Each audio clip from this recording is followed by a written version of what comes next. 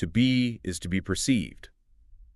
You've probably heard that phrase, right? Oh, yeah, it's definitely out there. And it Yeah. sounds, well, pretty strange. A bit sci-fi, maybe, or just, nonsensical. Absolutely. How could something's existence depend on whether someone's looking? I mean, surely that chair is still there when you leave the room. It just flies in the face of, well, everything we experience day to day. It feels so counterintuitive. Right. It pushes against what seems like the most basic truth.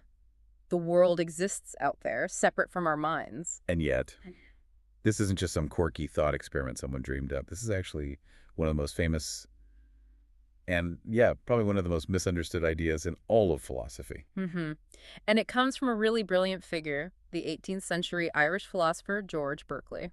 So today we're doing a deep dive into his main work, The Principles of Human Knowledge. And our mission really is to try and unpack this pretty wild claim. What did Berkeley really mean by it? Yeah, why did he say it? Why did people get it so wrong?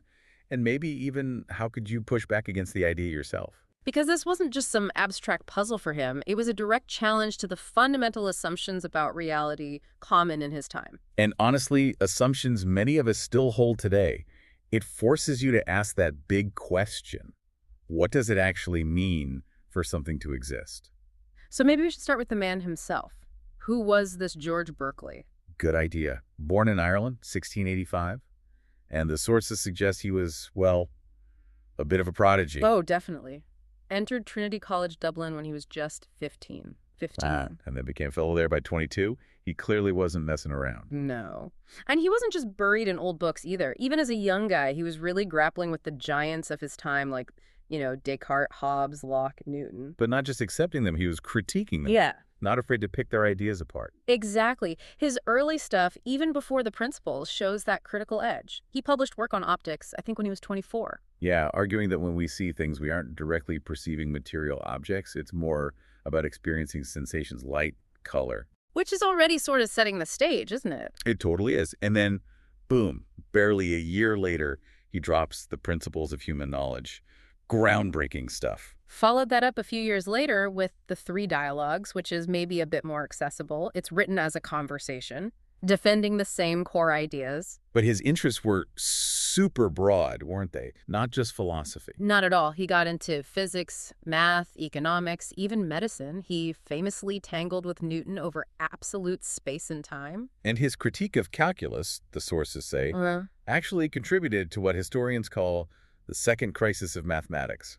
That's pretty significant. It is. And then later in life, there's that slightly unusual fascination with tar water. Oh, yeah, the tar water cure-all. He wrote a whole book about it, didn't he? Yeah. Connecting it somehow to belief in God. He did. It shows the range, I guess. But the sources make it clear across all these different areas, there's a consistent thread, a driving purpose, Which was fundamentally opposing materialism. That core belief that there's an external physical world existing completely independently of our minds or our senses. He saw that common sense idea as the root of a lot of problems. He really did. But interestingly, despite how controversial his philosophy was, personally, he seems to have been quite well liked. Yeah, the sources mentioned he was respected, known for being learned, but also kind. And he had this unexpected connection to America. Right. The city of Berkeley, California, named after him. But it's more than just the name, isn't it? There was this American educator, Samuel Johnson. Not the famous British literary guy, the American one, founder of King's College, which is now Columbia University. Right. He actually visited Berkeley in Ireland. And apparently that meeting led Berkeley to donate a huge collection of books to Yale. Yale. And Yale still has a residential college named Berkeley College today. That's amazing. And this American Samuel Johnson was apparently really influenced by Berkeley's ideas. Yeah, the sources suggest he helped spread Berkeley's thought among early American thinkers, maybe even reaching some of the founding fathers. So his ideas had this ripple effect, reaching across the Atlantic and playing a small part in the intellectual scene of early America. Explains the name Berkeley, California. It really shows the unexpected reach philosophy can have. Okay, so that's the man. Let's get back to the main event. To be is to be perceived. Esse es percibi. What was his goal here? Why challenge common sense so drastically? Well, like we said, the primary target was materialism. But for Berkeley, materialism wasn't just wrong, it was dangerous because it led directly to two other things he desperately wanted to fight: skepticism and atheism. Okay, how did he make that connection? Materialism leads to skepticism and atheism. How? Well, think about skepticism first.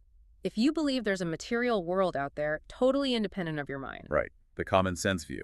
how can you ever be truly certain that your perceptions, the ideas in your mind, actually match up with that external reality? How do you bridge that gap between your inner world and the outer non-mental stuff?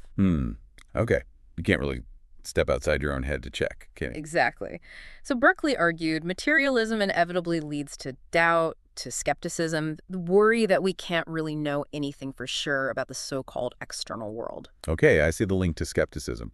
What about atheism? That followed too, for him. If matter can exist and operate entirely on its own laws, independent of any mind or spirit, well, where does that leave God? It seems to make God optional, maybe unnecessary. Precisely. If the universe is just this self-sufficient machine made of matter, there's no obvious need for a divine creator or sustainer.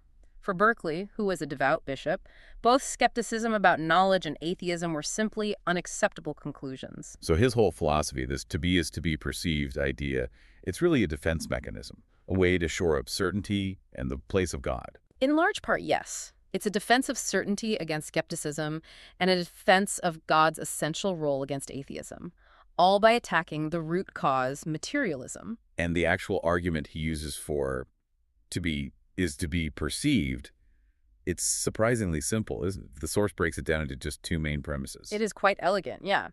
Premise 1, we perceive things we call material objects. A tree, a house, another person, seems obvious enough. Agreed. No argument there. Premise 2, when we perceive these objects, what we are actually perceiving is just a collection of various ideas or sensations, ideas of color, texture, shape, sound, smell, taste. So we don't get direct access to some underlying material substance. All we ever actually experience are these qualities, these ideas. Exactly. We experience the redness, the roundness, the crispness of an apple, but not some mysterious apple substance underneath. Okay, so premise 1, we perceive objects. Premise 2, what we perceive are actually just ideas. What's the conclusion? The conclusion follows directly. Everything we perceive as a material object is nothing more than a collection or bundle of these ideas. So the apple isn't a material thing that has redness and roundness. Yeah. The apple is the collection of the idea of red, the idea of round, the idea of crispness, and so on, that consistently appear together. That's it. We just give that consistent bundle of ideas a name, like apple. The material substance supposedly holding it all together is, for Berkeley, an empty and unnecessary concept. Wow, okay. That is simple, but yeah, still feels weird. He must have known people would push back hard, especially on that second premise that we only perceive ideas. Oh, absolutely. He anticipated the counter-arguments. The sources mention a few key ones he tackled. Like what? What would a materialist say? Well, the simplest pushback, maybe from someone following like Bacon or Hobbes, would be just to deny premise 2 flat out. What do you mean we only perceive ideas? I perceive the apple directly. It's right there. Yeah, I can see it. I can touch it. It's not just an idea. And Berkeley's response, according to the sources, is basically think harder about what perception actually involves. Consider vision. Does an object look exactly the same in bright light versus dim light? No. Or when you look at it normally versus through a powerful microscope? Definitely not. Right. Our perception changes. It's mediated. We don't just get the thing itself. We experience a visual idea of it, which varies depending on conditions. Our senses give us ideas or sensations, not a direct, unvarnished pipeline to some independent matter. Okay, so the direct perception claim is maybe too naive. What other counter-arguments did he face? A more sophisticated one came from John Locke, who was also an empiricist. Okay. Locke actually agreed that we perceive the world via ideas. Okay, so far so good for Berkeley. But Locke argued that our ideas resemble the real independent objects out there, especially what he called primary qualities. Ah, yeah, I remember this. Primary qualities are things like size, shape, motion qualities. Locke thought were inherent in the object itself, regardless of who's looking. Exactly. Unlike secondary qualities like color, taste, or heat, which Locke agreed depended more on the perceiver. So Locke would say, your idea of a square actually looks like or resembles the real square object existing independently in the world. Okay, so our ideas are like mental pictures that copy the real things. Right. And Berkeley's response here is considered devastating. The source says it kind of dissolves the whole concept of material substance. He asks a simple question. How can an idea, which is purely mental, non-physical, possibly resemble a material object, which is non-mental and physical. They're fundamentally different categories of being. Precisely. Berkeley says comparison, resemblance, it only makes sense between things of the same kind. An idea can resemble another idea. A physical thing can resemble another physical thing. But a mental thing can't resemble a non-mental thing. It's like asking if the number 7 resembles the color blue. It doesn't compute. Right. So if ideas can't resemble matter, then Locke's primary qualities, shape, size, motion when we perceive them, must also just be ideas in our mind, just like color and taste. Wow. So there's no basis for saying any of our ideas copy an independent or material world. The whole notion of that independent matter just evaporates. That's Berkeley's point. The concept of a material substance existing independently of mind becomes unnecessary, maybe even incoherent. The apple is just the bundle of ideas we consistently experience together.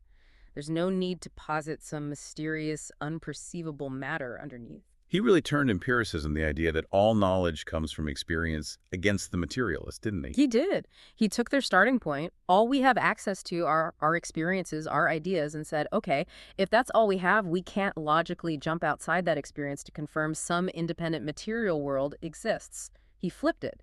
Experience doesn't just reflect the world. Experience as ideas is the world. Which makes him a really key figure in that whole British empiricist tradition, pushing it way beyond Locke. Definitely. But there's still another challenge the materialists might raise, right?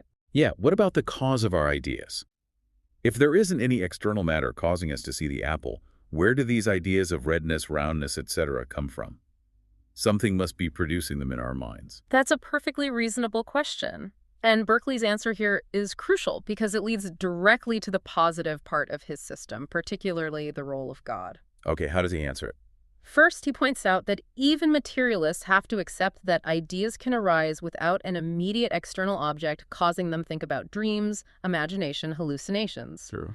But more fundamentally, he turns the question back on the materialist who accepts mind-body dualism, like Descartes did. How could inert, non-thinking, physical matter possibly cause an effect in a totally different kind of thing, a non-physical thinking mind? That's that classic mind-body problem again. How can two completely different substances interact? Exactly. Berkeley highlights this huge philosophical hurdle for anyone who believes mind and matter are fundamentally distinct and that matter causes our ideas, if that interaction is deeply problematic for the materialist. Then maybe matter isn't the cause of our ideas. That's his opening. If external matter isn't the cause, and the ideas themselves are passive, an idea of red doesn't do anything, and importantly, many of our sensory ideas seem involuntary. We can't just choose not to feel the heat from a fire or hear a loud noise. Right, they seem to come from outside us, or at least outside our control. Then the cause must be some other active, non-material mind or spirit. And for Berkeley, that could only be God. So his attack on materialism is multi-layered. He argues we only perceive ideas. Ideas can't resemble matter. Matter causing ideas is problematic anyway. Leaving God is the best explanation for the source and order of our experiences. It's a very clever, systematic attempt to dismantle materialism and build his own idealist picture of reality. And now Berkeley absolutely knew this was going to be tough for people to swallow. The sources mentioned he even wrote about anticipating misunderstandings right in the preface to his principles. Yeah, he worried he'd be seen as a total skeptic, even though his goal was the exact opposite, to defeat skepticism. And the most famous misunderstanding involves Samuel Johnson. The other, Samuel Johnson, the British literary giant. Right. The story goes that someone asked him how he'd refute Berkeley's theory, and he just kicked a large stone really hard and said, "I refute it thus." Ow. And you see similar things, like those cartoons of a blindfolded person about to walk off a cliff, with the joke being the cliff only exists if they perceive it. Both of those, the sources are very clear, completely miss Berkeley's point. How so? Berkeley never denied the existence of things like stones or cliffs. He wasn't saying reality is just a dream. He denied their independent existence, their existence separate from any mind perceiving them. The stone exists, the cliff exists, but their existence is their being perceived. Okay, but that immediately raises the question, whose perception?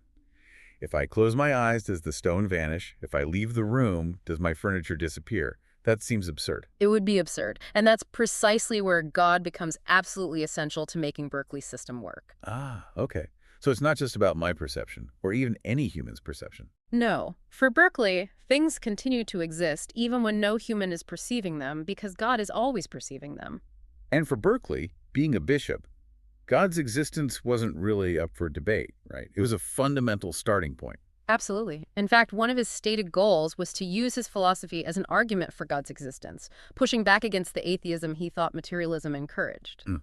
So how does God fit into the cause of ideas argument we just discussed? Well, remember, if external matter can't cause our ideas, and the ideas themselves are passive, and we can't be the cause of our involuntary sensory ideas, like feeling cold or seeing the sun, then these ideas must originate from a higher, powerful, active mind. That's God. So God is the ultimate source, constantly feeding us our sensory experiences. In a way, yes, God is the supreme, infinite spirit, the source and sustainer of all ideas. And crucially, God is omnipresent. An omnipercipient God perceives everything, everywhere, all the time. And that's what guarantees the continued existence of the world. My furniture doesn't pop out of existence when I leave the room because God is still perceiving it. Exactly. God's constant perception ensures the continuity and coherence of reality. It's why the world behaves in a regular, predictable way. It avoids those absurd consequences, like cliffs suddenly vanishing. God's mind upholds the order of nature. So when Samuel Johnson kicked the stone, He was demonstrating that the stone existed and was solid, which Berkeley never denied. He just completely ignored Berkeley's actual argument about what it means for the stone to exist, namely that its existence is its being perceived, ultimately by God. the sources call that the argumentum ad lapidem, right? The appeal to the stone fallacy. Yep, dismissing an argument by just stating an obvious fact without actually engaging the reasoning behind the argument. Okay, so understood correctly, Berkeley isn't saying our everyday world is unreal or an illusion. He's saying objects are real, they exist, but their mode of existence is fundamentally mental dependent on being perceived, grounded ultimately in the constant perception of God. He wanted to replace a reality based on inert, mindless matter with one grounded in mind and spirit. All right. We've gone through the idea, the motivations, cleared up the big misunderstandings, seen how God is the linchpin. But let's be real. Even understanding it correctly, the whole thing can still feel profoundly counterintuitive. Oh, definitely. It clashes hard with our gut feelings about the world. So how might someone genuinely try to challenge Berkeley? If you weren't convinced, where would you push back? The sources offer about 3 different angles. Yeah, 3 different lines of critique coming from different philosophical viewpoints, ways to try and poke holes in the system. What's the first one? This one's more of a logical critique, often associated with Bertrand Russell later on. Russell basically said, okay, let's grant Berkeley his point that anything we perceive certainly exists as perception. Fine. Perceived things exist. But, Russell argued, did Berkeley actually prove the stronger claim that only perceived things can exist? Did he successfully demonstrate that existence is identical to being perceived? So Berkeley showed, if perceived, then exists. But did he rule out the possibility of things existing without being perceived by anyone, even God? Though challenging the God part is tricky within Berkeley's own assumptions. It's more about whether the logical leap from all we ever encounter are perceptions to therefore nothing exists except perceptions and minds is fully watertight. Did he really eliminate the logical possibility of unperceived existence? Russell suggested maybe there's a gap there. Okay, a potential logical flaw. What's the second angle? This one comes more from the perspective of modern science, particularly how it views the mind and brain. Remember how Berkeley used the mind-body problem against materialists? Yeah, the difficulty of explaining how non-physical mind could interact with physical matter. Right. Well, much of modern science, especially neuroscience, tends to work with a different framework. It often treats mental processes as being fundamentally physical processes in the brain, neurons firing, chemical signals, complex electrical activity. So the mind isn't some separate non-physical substance. It is physical, or at least emerges directly from the physical brain. Exactly. And if the mind itself is understood as part of the physical system, then the problem of how the external physical world affects the physical brain to produce perceptions. Well, it's no longer about 2 radically different kinds of substances interacting. It's just physical stuff affecting other physical stuff. So modern science kind of sidesteps the specific metaphysical problem Berkeley leveraged against the materialists of his day. It dissolves the strict dualism he relied on. It offers a different picture that doesn't run into that same interaction problem, weakening one of Berkeley's key arguments. Interesting. Okay, what's the third line of critique? This one, the source suggests, is maybe the most philosophically intriguing because it comes from within Berkeley's own empiricist tradition. Fighting empiricism with empiricism. Kind of. So Berkeley rigorously applied the empiricist principle. All knowledge comes from sense experience, from our ideas and perceptions. Right.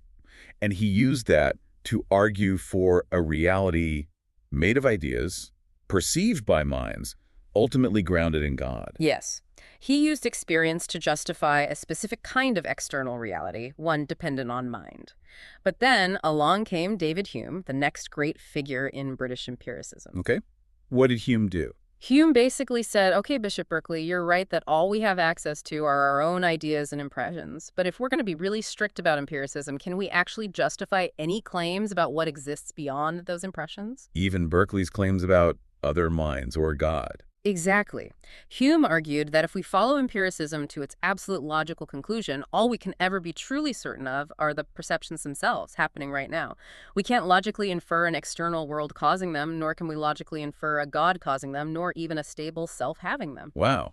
So Hume took Berkeley's own starting point stick strictly to experience and pushed it so far it led to radical skepticism about everything Berkeley wanted to save.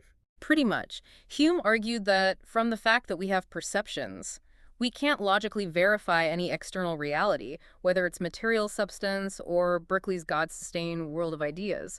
All we have is the stream of perceptions itself. So in a way, Berkeley's attempt to defeat skepticism by grounding everything in perception inadvertently paved the way for Hume's even deeper skepticism. That's a common interpretation, yeah. It shows how philosophical arguments can have unintended consequences down the line, a fascinating twist. Okay, let's try and pull the main threads together from this deep dive into George Berkeley and his famous phrase. Right. So number one, to be is to be perceived. Berkeley's core idea is that existence is fundamentally tied to being perceived by a mind. It's often misunderstood as denying reality, but that wasn't his goal. His actual aim was to combat materialism, skepticism, and atheism by making mind or spirit the fundamental reality, not matter. His argument, surprisingly simple. We only perceive ideas, so the objects we perceive are just collections of those ideas. The big misunderstandings, like the stone kicking, miss his crucial point. He affirmed the existence of things, but argued their existence is perception-dependent, ultimately guaranteed by God's constant perception. And finally, we looked at ways to challenge him, questioning the logical leap from perceived exists to only perceived exists, Russell, pointing to modern science's physical view of the mind, bypassing the interaction problem, and Hume's radical empiricism, doubting we can justify any external reality based on perception alone. Berkeley's influence certainly didn't stop with Hume, did it? The sources mention his ideas feeding into German idealism later on. Yeah, thinkers like Kant and Hegel picked up on the primacy of mind or consciousness, though in very different ways. And his focus on perception and meaning continued to be relevant in 20th century philosophy, too. A really enduring, if controversial, legacy. Definitely debated, reinterpreted, but influential. It really leaves you thinking, in our world today, so much of our experience is mediated through screens, through digital representations, virtual reality. Yeah. Does Berkeley's idea that reality is fundamentally tied to perception or experience feel strangely more relevant now? Or perhaps does the Humean doubt bite harder? In an age of deepfakes and simulated worlds, how can we be sure about any reality beyond our immediate perceptions? Definitely something to mull over.